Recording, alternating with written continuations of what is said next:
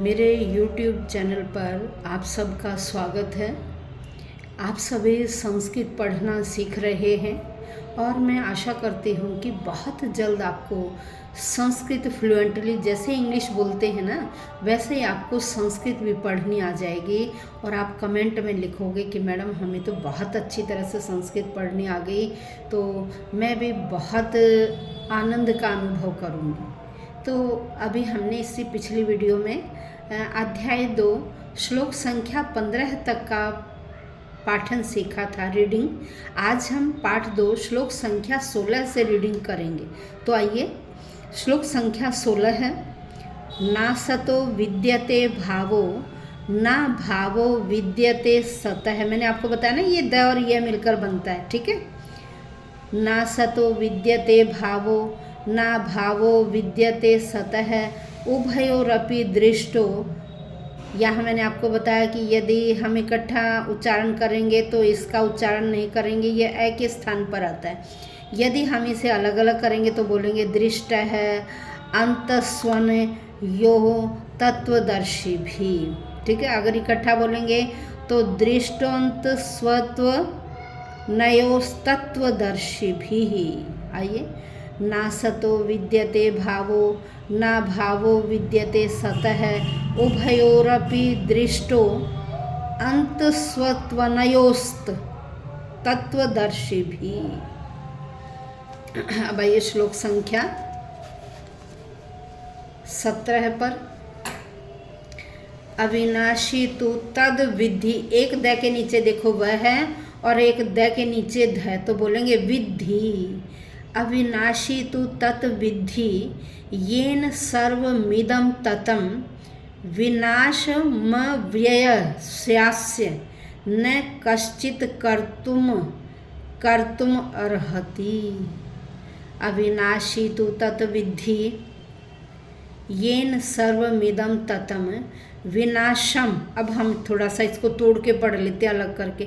विनाशम अव्ययस्यास्य न कश्चित् कर्तुमर्हति।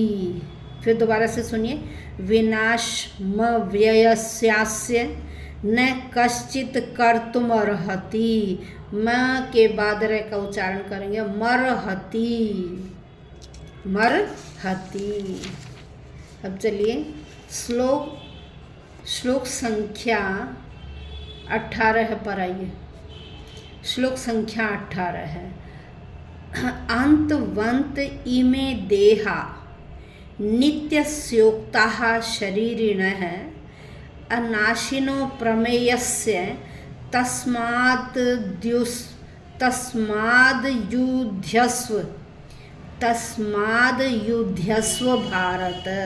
फिर सुनिए, अंतवंत इमे देहा नित्यस्योक्ताः शरीरिणः अनाशिनो प्रमेयस्य। देखो, हमने यहाँ इसका उच्चारण नहीं किया, हमने इकट्ठा शब्द बोला अनाशिनो प्रमेयस्य। अगर हम अलग अलग करके पढ़ेंगे तो वो के स्थान पर विसर्गे अनाशिन है अप्रमेयस्य तस्माद युध्यस्व भारत।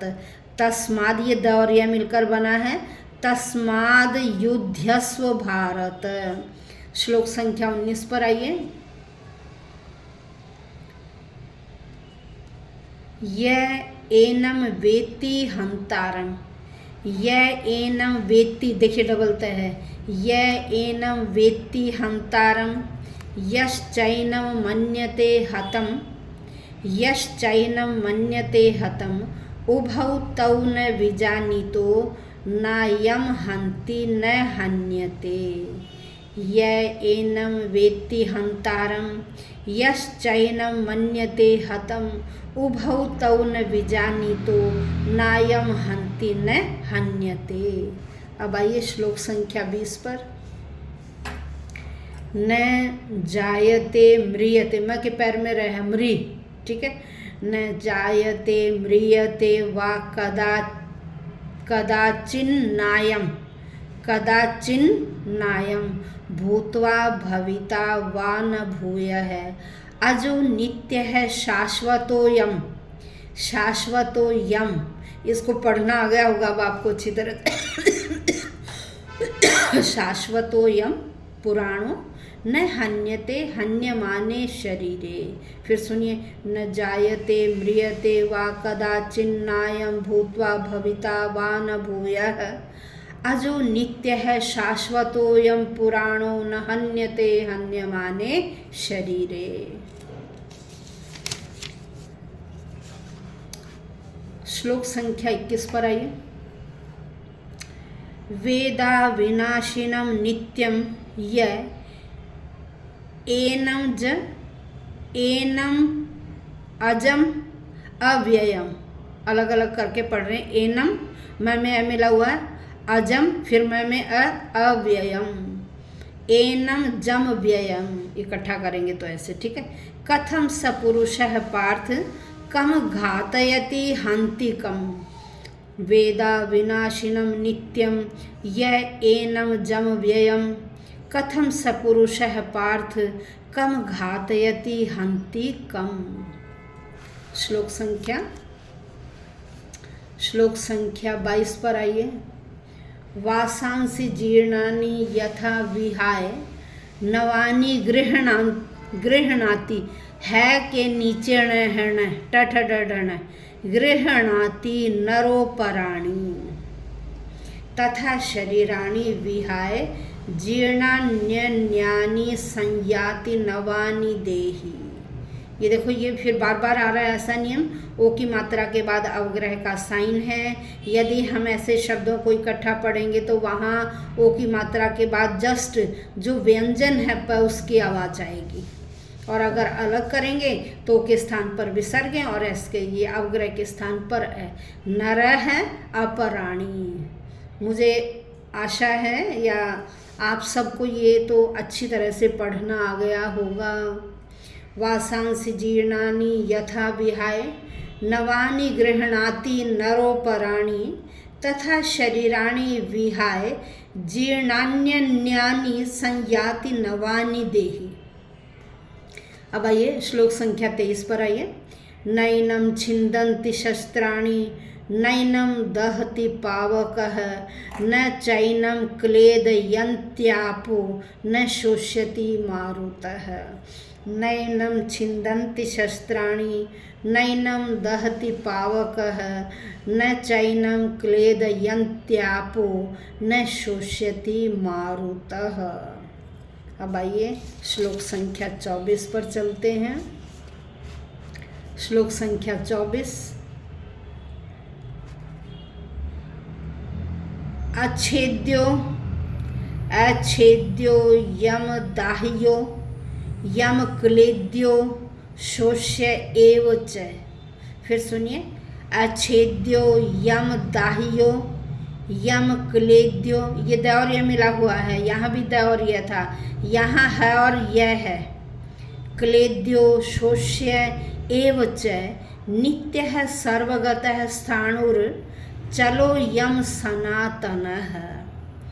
अच्छेद्यो, देखो अगर इसे अलग करके पढ़ेंगे, अच्छेद्यः अयम दाह्यः अयम क्लेद्यः अशोष्य, और इकट्ठा अच्छेद्यो यम दाह्यो यम क्लेद्यो शोष्य एव च नित्यः सर्वगतः स्थाणुर्चलो यम सनातनः।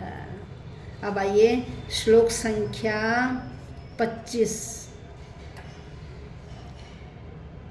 अव्यक्तो यम चिंत्यो यम विकार्यो यम उच्यते। मुझे लगता है अब यह अधिकतर को पढ़ना आ गया होगा कि ओ की मात्रा के बाद अवग्रह आता है तो हमें जस्ट उससे अगला वर्ण का उच्चारण करना है।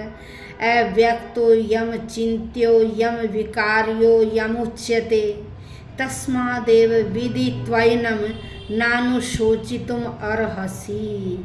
देखिए, मैं के बाद हमने रे का उच्चारण किया मर्हसि। अव्यक्तो यम चिंत्यो यम विकार्यो यमुच्यते तस्मादेव विदित्वैनं नानुशोचितुम अर्हसि। अब आइए श्लोक संख्या 26 पर। श्लोक संख्या 26। श्लोक संख्या 26। अथ चैनम नित्यजातं नित्यं वा मन्यसे मृतं तथापि त्वं महाबाहो नैवं शोचितुम् अर्हसि।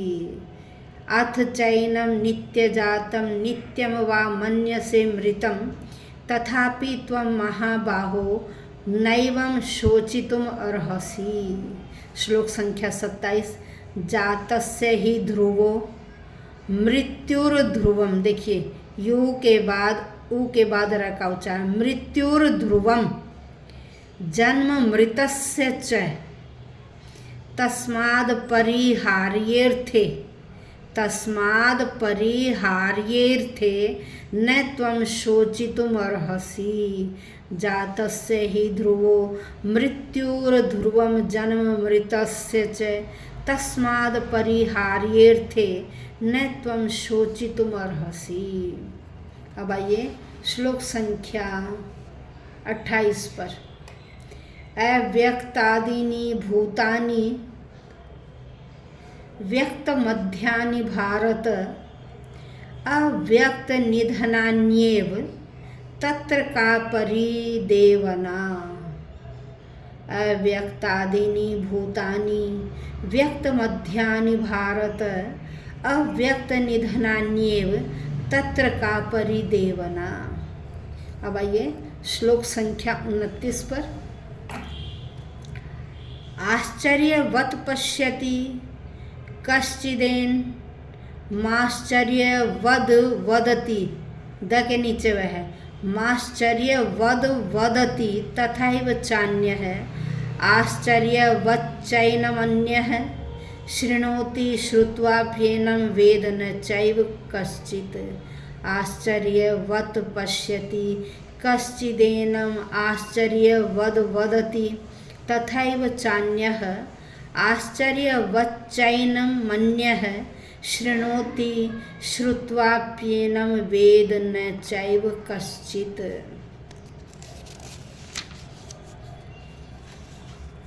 श्लोक संख्या 30 पर आइए।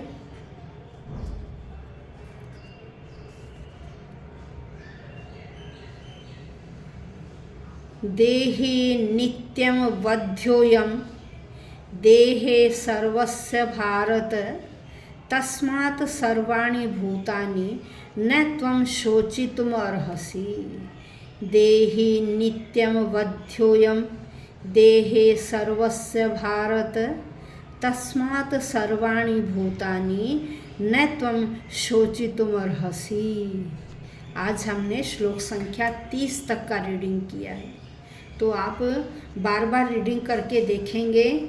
अगर कोई शब्द आपको सही बोलना नहीं आता है तो आप कमेंट कर सकते हैं, ताकि मैं उसको आपको दोबारा से बता सकूं कि इसको आपने ऐसे पढ़ना है। और आशा करती हूँ कि कुछ आपको रीडिंग करना आ गया होगा। और प्रैक्टिस करिए, 2 बार करिए, 3 बार करिए। जब आपको संस्कृत अच्छी तरह से पढ़नी आ जाएगी तो देखिए आपको श्लोक का आनंद भी आएगा, आपको अर्थ भी स्वयं समझ में आना शुरू हो जाएगा धीरे धीरे। अगर इंटरेस्ट लेकर पढ़ते हैं, भाषा वैसे कठिन है, लेकिन यदि आप इंटरेस्ट लेकर पढ़ते हैं तो कोई भी चीज़ कठिन नहीं होती है। हम असंभव चीज़ को भी संभव कर सकते हैं। जो असंभव है, इम्पॉसिबल है, उसे भी हम पॉसिबल बना सकते हैं। इसलिए कुछ भी कठिन नहीं है। यदि आप एफर्ट्स करेंगे, बार बार वीडियो सुनेंगे, तो आपको ये समझ में आना शुरू हो जाएगा। और स्वयं भी पढ़िए, बच्चों को भी पढ़ाइए, अपने जो बड़े हैं घर में उनको भी ज़रूर इसका रीडिंग सुनवाइए, वीडियो सुनवाइए, ताकि उनका यह जन्म सार्थक हो सके।